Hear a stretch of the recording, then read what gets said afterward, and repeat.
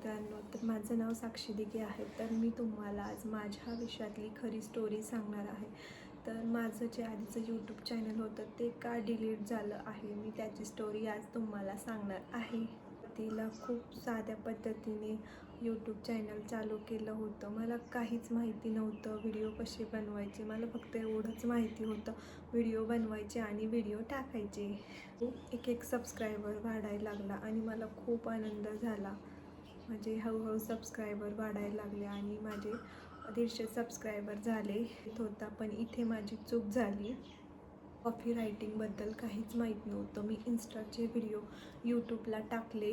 मी शिवाजी महाराजांचं गाणं टाकलं. त्यानंतर मला वाटलं काही होणार नाही. त्यानंतर मला त्या गाण्यावरतीच कॉपीराईट्स स्कीम आला. काही समजलं नाही आणि मी व्हिडिओ टाकत राहिले. त्यानंतर मला एक दिवस ईमेलला मेसेज आला की माझं यूट्यूब चॅनल बंद झालेलं आहे.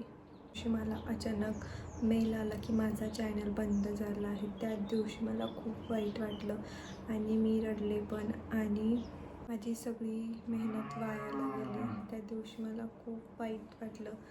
मी माझ्या फ्रेंडला सांगितलं होतं की मला सबस्क्राईब करा आणि स्टेटस पण ठेवले होते.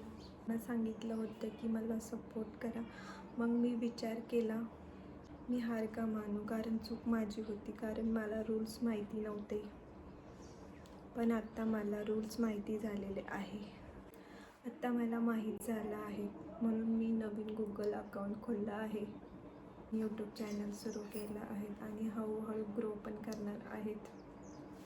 तुम्ही नवीन यूट्यूबर असाल तर माझी एक विनंती आहे, म्युझिक टाकू नका, फुल सॉन्ग टाकू नका, रूल्स माहिती करून घ्या. चॅनल बंद झाला म्हणजे आयुष्य संपत नाही.